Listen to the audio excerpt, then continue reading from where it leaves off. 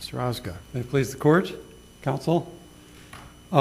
This case presents a case of first impression involving changes to the Iowa workers' compensation statute that were passed in 2004, specifically modifying Section 8534(2)(u of the code and creating a new Section 8534(7). In adopting this legislation, the General Assembly modified the full responsibility rule to allow credit to employers where a claimant had an earlier claim with that same employer and was compensated for that claim. They further statutorily adopted fresh start rules under Section 8534(2)(u and the legislative intent language of the section. And they also adopted a new Section 8534(7)(a), the first sentence of which makes the employer fully liable for compensating all disability rising out of and in the course of employment, and the second sentence of which indicates that an employer is not liable for compensating pre-existing disability from a different employer or from non-work causes. The facts of the case, briefly stated, are these. Janice Stewart had a back injury in 2006 while she was working for Walmart. At the same time, she was also working for Warren Properties. Following that back injury, she ultimately left Walmart but continued to work for Warren Properties, and she and Walmart settled the workers' compensation case on an agreement for settlement for a 40% industrial disability. As I said, she continued to work for Warren Properties after that time but did not obtain a second job. She testified that she had difficulties following her accident with Walmart, but ultimately returned to her regular job at Warren Properties. On February 2 of 2009, she slipped on ice while working for Warren Properties, injuring both her shoulder and her back. And she testified that after she had those injuries, she was not able to return to her normal work duties with Warren Properties.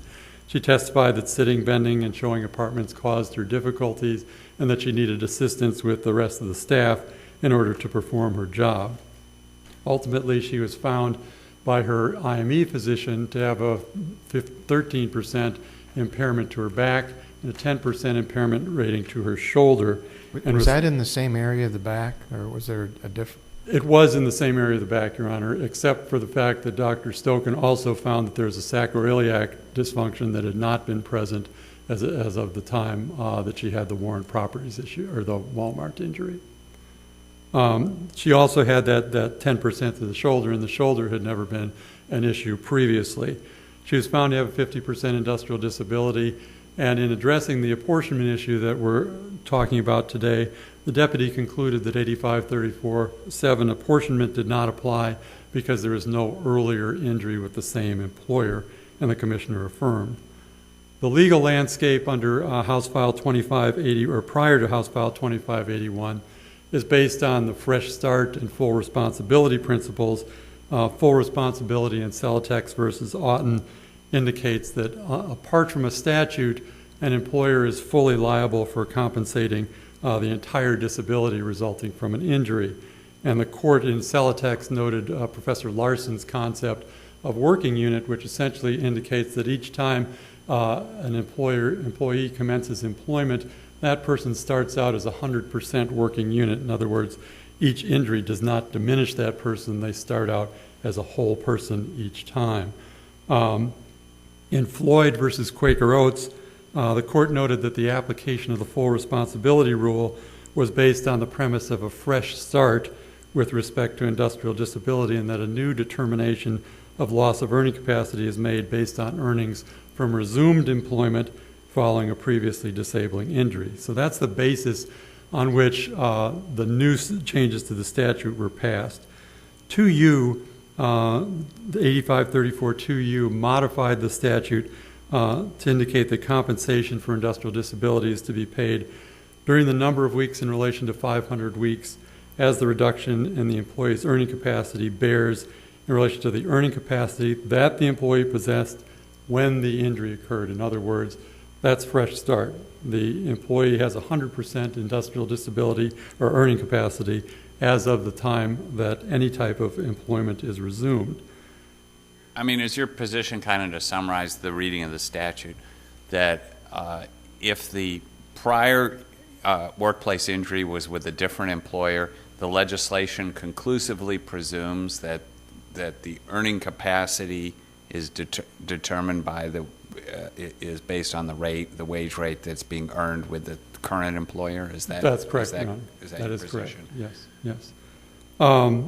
Section 7A contains two sentences, the second of which is the one that we're talking about here, and that's the sentence that indicates that an employer is not liable for compensating an employee's pre-existing disability that arose out of a work injury with a different employer from causes unrelated to employment. 7B, which is what we believe is the apportionment section of this whole statute, specifically and in some detail indicates how apportionment is to occur. That's when you have an injury earlier with an employer that's compensated, then you have an injury with the same employer later on, then the employer who paid that injury earlier gets to take a credit or get satisfaction of the ultimate disability by taking off that percentage that they had paid previously. In terms of Ms. Stewart's case, under general principles, apportionment is not applied unless there is a statute, as cell text says.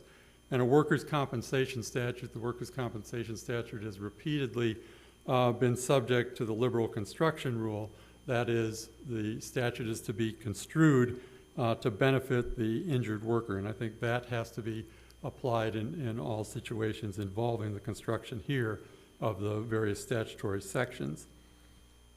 Ms. Stewart had another injury on February 2 of 2009, and Dr. Stoken found that the back and shoulder injuries with which she presented to her were caused and aggravated by that February 2, 2009 injury. She also concluded that Ms. Stewart had not returned to baseline with respect to her back, had a 13% impairment as a result of the February 2 injury, had a new sacroiliac dysfunction as a result of the injury, and that she had a 10% impairment to the shoulder, all related to the fall on February 2 of 2009. The agency made a finding, a fact, that credited Dr. Stoken's report over those of Dr. Karlstrom and Dr. Igram and Dr. Rabang, and indicated that that report or that finding of the agency is supported by substantial evidence. Claimant's argument is that considering the statutory changes made in House File 2581 as a whole, no apportionment of her earlier injury is appropriate in this case. And I think that the statute has to be read as a whole. I think in Jacobson Transportation, an earlier decision of this court, the court indicates that in construing a statute, the statute has to be read as a whole. And I think 84.2U has to be read in conjunction with 84.7 and 7A and B. As I said, the statute sets forward a fairly elaborate scheme for apportioning disability in this case, but that only occurs in a situation where the same employer is involved. And what about this situation where it's not the same employer, but the worker has two employers at the same time? mm-hmm.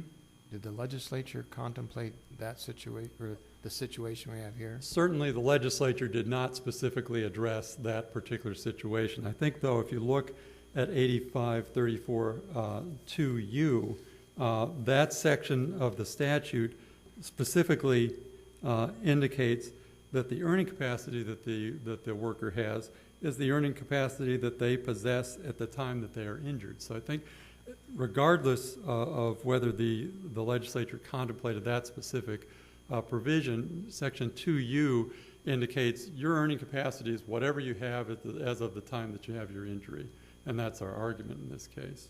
Well, it's clear, as you pointed out, that the legislature, because they told us that they wanted to continue the Fresh Start concept. How does that Fresh Start concept play out when you have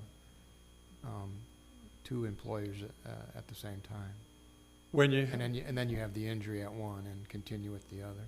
Well, I think it plays out just as 2U indicates that when you get to that time of that second injury, it's whatever your earning capacity is as of that time. So in this case, Ms. Stewart, at the time that she had her injury at Walmart, actually had 2 jobs and had 2 sources of income, had greater income than she did later on. And so the baseline is as of February 2nd of 2009 when she actually suffered her injury. Has the market ever sort of like reevaluated her and she was put back into the market at whatever pace she could work at? I think the market did reevaluate her because that is what she was working at as of February 2 of 2009, yes. And that I think is the market reevaluation.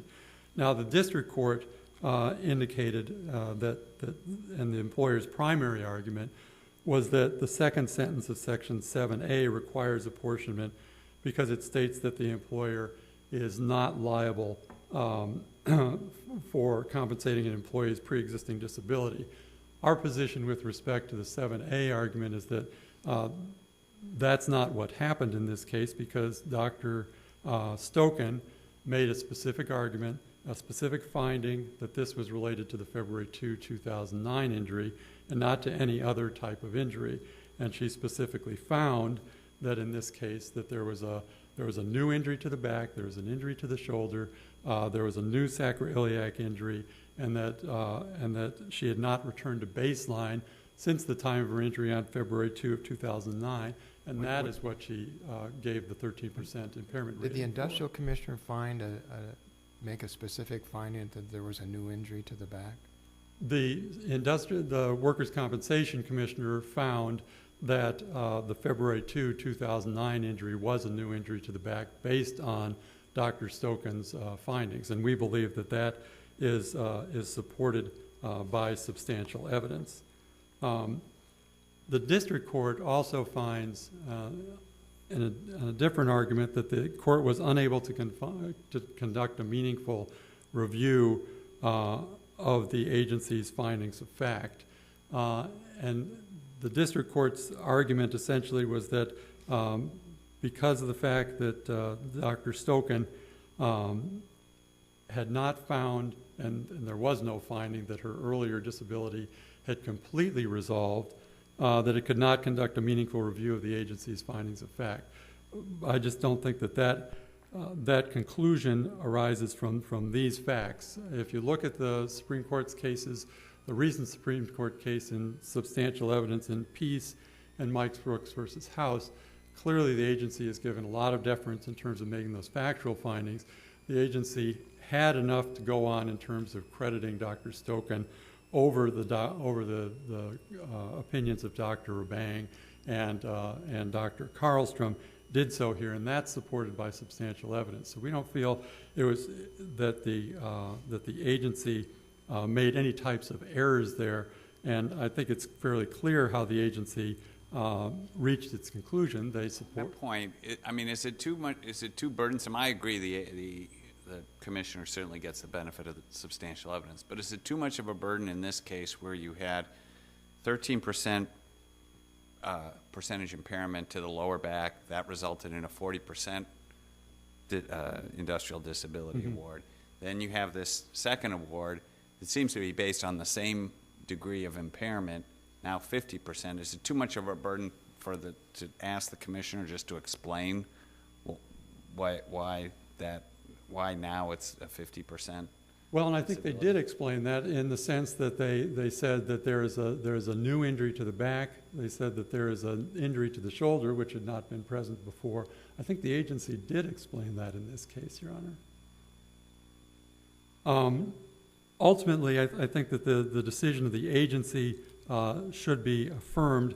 The only other point that I would point to is the argument of the employer on cross appeal with respect to dollar-for-dollar apportionment being appropriate. We believe the district court was correct that dollar-for-dollar apportionment is not appropriate in this case, and that in this situation, the findings of the agency should be affirmed. Thank you. Thank you as well, Counsel. Mr. King, would it be easier to stay at counsel table, or can you come up? I can make it.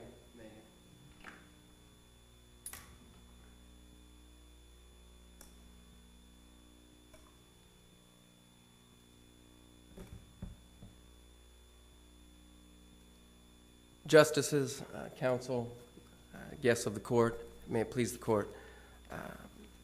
You've heard the appellant's statement here in arguments before the court regarding this rather nonsensical decision we've been faced with from the agency. I think first, before we talk any more about it, we need to have a better understanding of the facts of the case. The claimant in this case, like was stated by her attorney, previously worked at Walmart, and she concurrently worked at Warren Properties. She had a back injury while working for Walmart. In that case, she was treated by a Dr. Kasim Igram of Iowa Orthopedic. Dr. Igram initially recommended surgery. She had a heart condition, so he later said, you know, we've had another MRI. This looks like it's gotten better. I don't think surgery is probably a good idea for you. Dr. Igram concluded that Ms. Stewart had a 10% permanent functional impairment of the low back. Now, this was based on Category 3, Table 15-3 of the AMA guides. Walmart had an IME performed, Section 85.39 exam, by Dr. Bolden. Dr. Bolden said she has a 10% functional impairment based on Category 3, Table 15-3, 5th edition to the AMA guides. In October of 2008, claimant's counsel, Ms. Stewart's counsel, had her evaluated by Dr. McGuire. Dr. McGuire at that time concluded that Ms. Stewart had a 13% functional impairment of the low back based on Category 3, Table 15-3 of the 5th edition of the AMA guides. Dr. McGuire also said she is limited at best to the sedentary category of work. All those impairments so far were deemed to be permanent. They were all alleged to be permanent. Fast forward to February 2nd, 2009, Ms. Stewart has a slip and fall. She goes to the ER, has back pain. About a month later, she starts complaining about shoulder pain. But after those initial impairments, did your employer cut her pay or cut back her hours or do something and say that she really wasn't worth what they were paying her? Never. In fact, she received a promotion and had increased pay at the time of this, after the second injury even. So Her pay was never, she never re-entered the market. Her pay was never adjusted based on the first injury, if that's what you mean. Your company thought that not only was her work worth what you were paying her, it was worth more by giving her a promotion. Later on, absolutely. Now, fast forward to May of 2009. This is also the same month, May of 2009, that Ms. Stewart settled her workers' compensation case against Walmart for a 40% industrial disability. Now, that same month, she had a functional capacity evaluation done, which determined her to be in the sedentary work capacity. That FCE was done by the second employer, my client, Warren Properties. This is the same sedentary work category that her attorney, or her IME physician, her expert, had determined some 7 months earlier that she was in the same category of work, sedentary work capacity. Now, as we go forward, if you look at the transcript from the hearing, if you asked Ms. Stewart, or I personally asked Ms. Stewart, did your back condition improve after the Walmart injury? She said no. She said it became more difficult to do my job around Warren Properties. I couldn't walk as much. I had difficulty showing apartments, walking the stairs, these types of things. So there's a component, as has been noted, of a shoulder injury. Ms. Stewart underwent an IME at the behest of the employer, Warren Properties, in July of 2009, was deemed to have a 1% permanent functional impairment. That was by Dr. Martin Rosenfeld.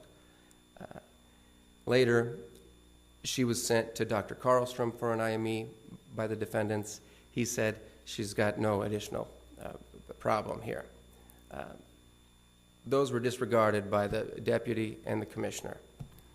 The deputy concluded that Dr. Stoken's opinion carried the day, that she had a 10% functional impairment for the shoulder. She had a 13% functional impairment for the low back. Dr. Stoken's opinions are based on Category 3, Table 15-3 of the 5th edition of the AMA Guides. That Category 3 references some abnormality objectively by way of MRI, herniation, bulge, with pain, radiating pain into the legs.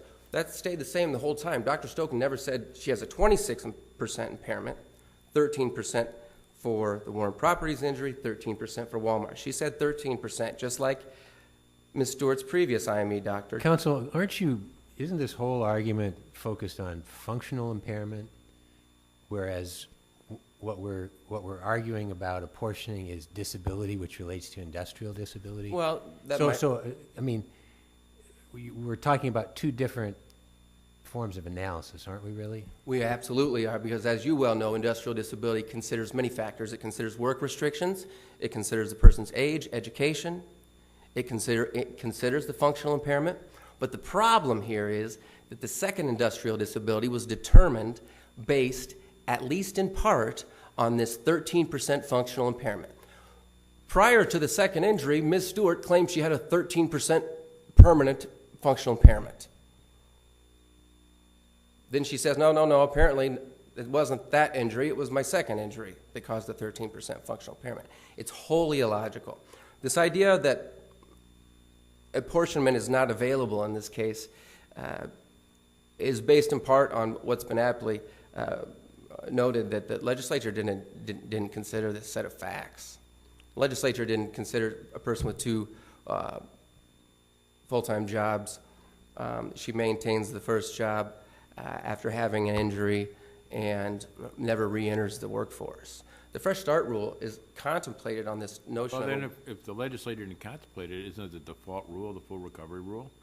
And No. maybe this is something the legislature has to fill in? No, because what we have to do here is we have to give the legislature's intent precedence. We have to give our guiding light here is the legislator's intent of this section. So we have to rewrite the statute to put this fact situation in here to get to where you're going.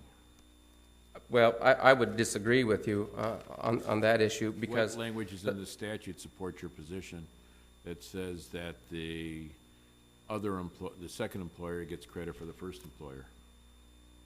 because the statute expressly states that a subsequent employer is not responsible for a prior disability. I believe that's first and foremost the issue. In reading the IAJ amicus, I think they make a pretty good point that if apportionment were contemplated in this situation, there would be some mechanism for it laid out for this in the statute, the way there is when it's successive injuries with the same. They explain what you do when it's successive injuries with the same employer. And in fact, you're cross-appealing on the apportionment issue, which suggests that it's kind of a murky area we're entering into here. Am I right? Well, we are definitely entering a murky area. Absolutely. It's not clearly stated in the statute. The statute says at one point the employer is not responsible for a prior disability, a different employer. Then it goes on about successive disabilities, and it provides a formula if it's an injury or disability with the same employer. Can't we assume, though, that statute is fulfilled because when somebody hires somebody, they take in their market rate based on their disability at the time they hired them, so you start at a certain rate and you end up at a certain rate, and that would take care of that problem. Because, That's the Fresh Start rule, yes. Because, well, I'm saying if I had a disability of 26%, say, I'm making a figure here, you know, so I can only get, if there's 10 jobs available at your company, I can only respond for, I can only do 6 of them, and the 6 of them are the lower pay than the 4 other jobs. That makes it so you're not compensating me for the prior disability. That's my fair market rate. Well, and you get there that way, and unless the legislature clears this up, I don't know how we could rewrite the statute.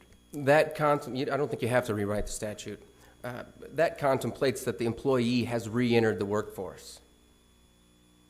Ms. Stewart never re-entered the workforce. That contemplates that the employee leaves the workforce, the market readjusts, pays the employee a different wage, considering that the person has some form of disability, industrial disability, or in other words, loss of earning capacity. Isn't that the point, if the legislature hasn't handled it, covered the situation, that we have to default back to the full recovery rule?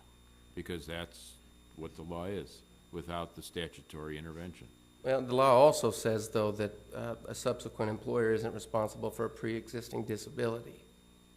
And that's right in the beginning of 8534-7A. That's very much at the forefront of this case. And if you ignore those words, then you're rendering that section, that sentence, a nullity. It means nothing. Then you're overturning that statute. Now, if you look at the legislative intent of 8534-7, it says that when an employee does not re-enter the competitive labor market, even when there's different employers, it's deemed as if the employee remained employed with the same employer. Now, that is referencing an idea when a company A employs a worker, company A becomes a new name, but the worker stays with the company. But we think that it applies similarly to this case because there is no new employer. There is no fresh start. So how do you rectify this with these rules that have been laid forth in cases before of the fresh start rule, of the full responsibility rule? You have to give these all meaning. And if the person, unlike what Mr. Ozga has argued to the court today, the fresh start rule is not something that happens at the time of injury. It happens when the person re-enters the workforce. That's what all of the cases say. That's what the statute, the legislative intent of the statute says.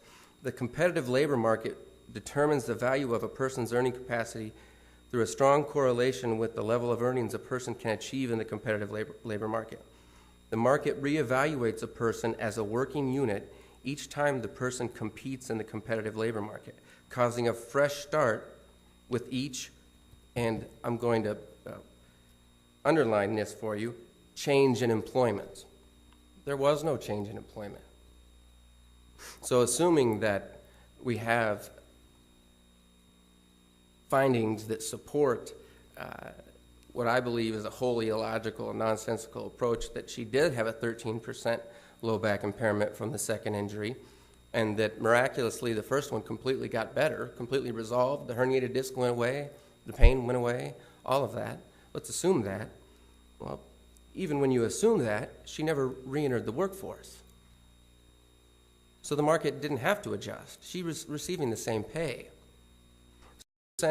Industrial disability that she settled her case on in May of 2009 based on a 13% low back impairment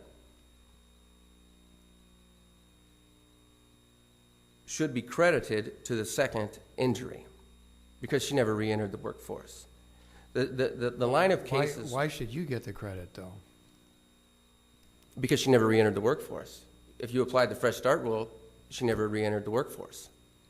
She remained in the workforce. The market never adjusted. This working unit was never reset as has been espoused by the rules of the Fresh Start rule, full responsibility rule. Well, are you really arguing that her second injury was an aggravation of the first injury? Frankly, no. I think that the agency's finding that the second injury caused a 13% functional impairment, as indicated by Dr. Stoken, is preposterous. I think that it's without basis in any fact. I mean, if you, Dr. Stoken, or the agency, I'm sorry, the deputy determined that Dr. Stoken should be believed over the others. But the deputy never said, well, I'm going to have to look at Dr. McGuire's opinion as well. How do I rectify this with what her own physician said previously, just 4 months prior to the second injury? How do I rectify that? How do I reconcile that? She never did. She just said, well, I don't believe Dr. Karlstrom that Warren Properties retained. I find him lacking credibility. I'm going to go with Dr. Stoken. She said that she's had an exacerbation. I don't believe, and maybe I'm parsing out words here, that there was ever a finding of a new injury. An exacerbation, yes. New injury, no. Thank you. Thank you as well, Mr. King. Rebuttal? Thank you, Your Honor. I'd just point, Counsel, if I could just, before you start, under the laws that existed before 2004, we had the full responsibility rule and the fresh start rule, whether there was a new employer or not.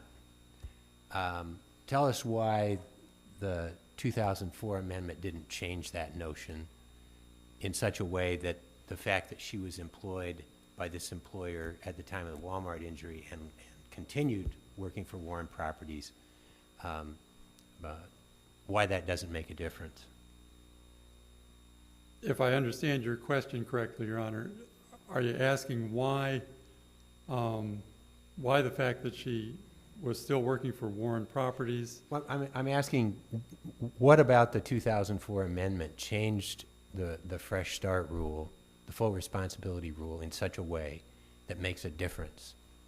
Well, I'm not sure that there is anything that makes a difference in the full responsibility rule in this case.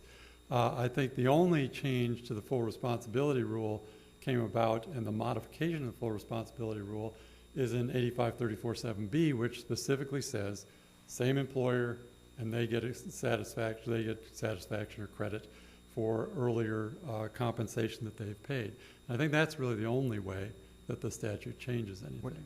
What about in 7A, where the second sentence of 7A says something to the effect that the employer is not liable for compensating a pre-existing injury of a prior employer or for a non-work-related Right, injury? and I would say in response to that I think the second sentence of 7A is primarily something that means that the claimant must demonstrate that the current injury is what is causing the industrial disability, and I think that's what we did here through Dr. Stoken's testimony and reports. I think that in this case, that's all that 7A means. That gives meaning to 7A. Claimant can't just rely on a disability that existed before, must actually prove that this new disability is a result of some new injury. And Ms. Stewart did that because of her February 2nd, 2009 injury. I think. Did you say doesn't have to prove? She has to prove that the 2009 injury and the resulting disability was a result of that 2009 injury. And she did so in this case. And I think substantial evidence supports that fact. The other thing, in terms of the change of employment that Mr. King was talking about, there's a clear change of employment. She was still working for Warren Properties, certainly, but she had 2 jobs before. She only had 1 job. Now, I can't see how that is not a change of employment. And it also, again, point to the words of the statute. 2U says the earning capacity the claimant possessed when the injury occurred. That's 2009, February 2nd, 2009. And we believe that the statute requires, in this case, that fresh start occurs as of that date. Well, let me ask you this question. Sure. If in this case, where the claimant has a first injury in 2009 with the Walmart, and they have a 10% disability, permanent, and they get a payout or whatever, and then 3 years later they have a low back injury again, and there is a 10% disability, is that compensable with the second employer if it is in the same portion of if it's the same low back injury? If claimant proves that the 10% disability is related to that later injury, yes. So you can continue to re-injure the same permanent injury? I think you can, because otherwise I think it would be, I mean, let's say you have an injury that's separated by 30 years or something like that, but you're relating to the same section of the AMA guides. I think that functional disability, I mean, you have to reset You have to look at industrial disability, you have to look at all the factors of industrial disability, and that's what the agency did in this case. Doesn't that make it more important for, to ask the agency to explain why how it got from this prior injury to the second injury? How come there's a 40% plus a 50%, a total of 90% for what looks like, at least as regards the back, the same level of impairment? I mean, isn't it reasonable to ask the agency to explain itself a little more, given that scenario? Well, and I think the agency did explain itself just in terms of what this new impairment was. And as I said before, I think Dr. Stoken's report didn't just say she has a 13% impairment to the back. She's got a new sacroiliac dysfunction and everything, which is a different injury. And I think the agency did explain itself sufficiently in this case to justify affirming the decision of the agency. And that's not to mention the shoulder problem. That's not to mention the shoulder problem. That's correct, Your Honor. Thank you. Thank you as well. The case is submitted, and we'll next hear the SAP development case.